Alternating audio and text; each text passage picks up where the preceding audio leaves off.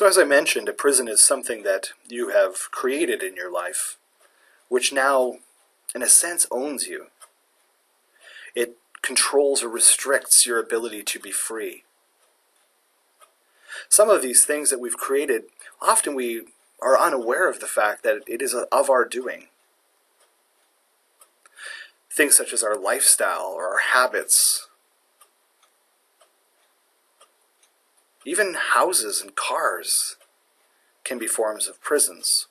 If you're constantly tied to big payments, it's very hard to feel free. And as most people are aware, even relationships at times can be a form of a prison. A feeling like you can't get out of it. A feeling like you're not expressing the full version of you. In many ways, it's not that these prisons that we've created need to be torn down and destroyed, although sometimes that is the case. Sometimes we need to learn how to find freedom within. The short-term effects of incarceration, if you will, or doing time in these prisons that we've created, sometimes just to deal with the challenges of them, addictions come up. Obviously, with big payments, debts, and lack of freedom, lack of power, and a seemingly lack of choice. When you're ready, move to the next slide. Sometimes it's helpful to ask ourselves, what was the crime you committed that put yourself into this situation? In many cases, it's lack of conscious awareness or making a choice but not making conscious choices. Our subconscious mind, which is represented by our ego, often convinces us of things that we think we need or we think are right. But as we learned in a previous meditation about pressing the pause button, when we have time, sometimes we can really see best choice for us, perhaps avoiding building prisons. Sometimes we repeat patterns. If you notice yourself constantly falling into the same trap, in other words, perhaps building a prison and getting out of it and then building it back again. And then sometimes we inadvertently create a prison by living someone else's life or someone else's expectations. Through meditation, we become consciously aware of right action, right choice. As we learned in the previous presentation yesterday, we pick up on these subtle messages. We begin to feel what causes us stress, and conversely, what causes us a sense of ease or allows a sense of ease. When you're ready, move to the next slide. Of course, the long-term effects of staying in the prisons we've created, again, that prison can be debt payments. The long-term effects of this create things such as, or emotions such as anger, sadness, possibly leading to depression or anxiety or fear. And these emotions have been shown to contribute to physiological changes in our body. High blood pressure, diabetes, kidney failure, often stem from stress, chronic stress. When you're ready, move to the next slide. Of course, it's important to realize that sometimes it's not necessarily a prison when we're experiencing anger or frustration. This may indeed just be a difficult time. In other words, this isn't our reality 24 hours, 7 days a week, but rather a difficult period which we'll all go through.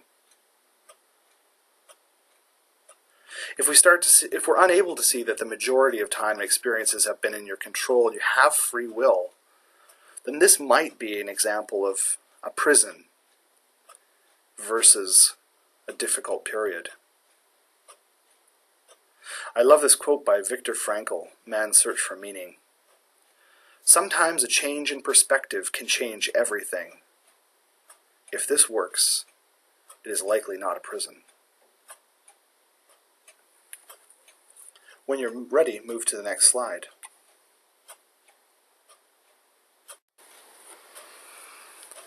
So if you found that indeed you have built some prisons,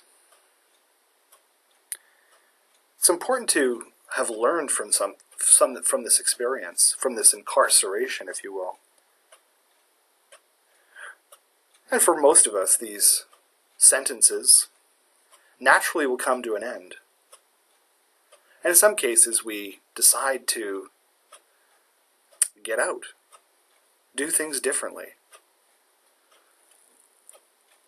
So if it's assets that you have that are weighing you down, if you parted with them, maybe you'll find some freedom. But it's important to ask yourself, if you're able to do this, what would you do differently if presented with the same choice in the future? For many of us, we fall into the same traps. That's why it's so important to try to lead a conscious life, taking our time, pressing pause before making decisions. When you're ready, move to the next slide. We're now going to begin a 5-minute meditation called the Freedom Meditation. As we've done with all the meditations, I encourage you to be sitting in an upright position, feet flat on the floor, hands in a relaxed and symmetrical position.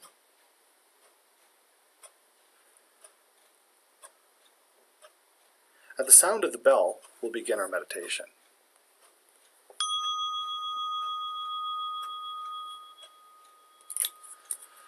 With your eyes closed, I want you to start, if you can, to visualize either a prison or a major challenge in your life that has limited your ability to express freedom or to feel free.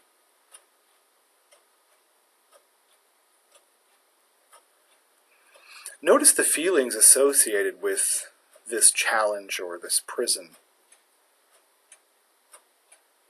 Do you feel trapped, stuck, anxious, or angry? Just acknowledge that. You don't have to judge it. Just accept for a moment our role in creating this situation. We have to realize, of course, that we have a role in the choices that we make. If it's a choice, it may be 100% something you have done. And that's okay. The most important part is to learn from this. We're now going to, in our mind's eye, see yourself leaving this situation. Nothing to fear. I'd like you to visualize in front of you a big door with a door handle. It can look however you like. See your hand grasping the door handle, opening the door. And as you open the door, notice it swings easily and you're greeted with a beautiful warm light. As you step out of the door, you notice a feeling almost of weightlessness. As you look at your body, you see that your body is not there, but rather you're a field of light.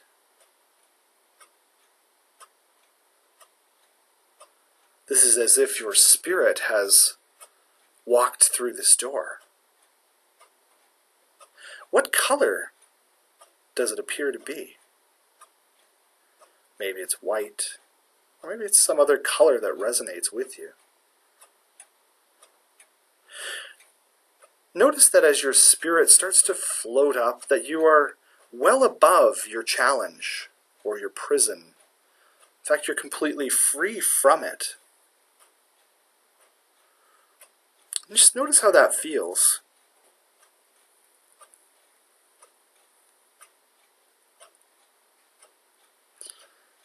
As you look down at this challenge, know that you have two choices.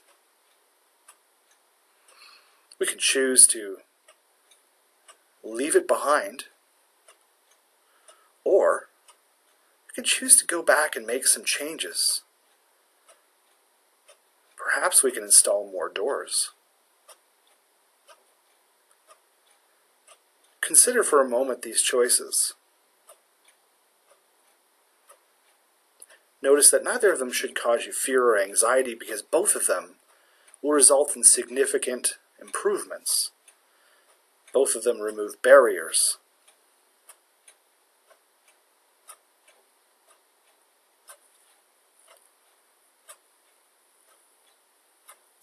Now that you've made your choice of what you want to do to either fix the situation by improving its freedom or changing direction, just visualize your spirit coming back down to the ground. As you slowly descend towards this challenge, you start to notice the door that you came through. See yourself walking towards this door. Do you see yourself shutting the door and walking away? Or going back through the door and making all the necessary changes? Perhaps adding more doors and windows, removing the locks.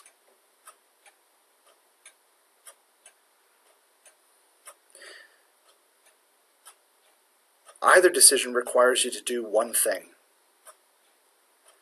Before any other decisions, be still. Nothing else, just be still.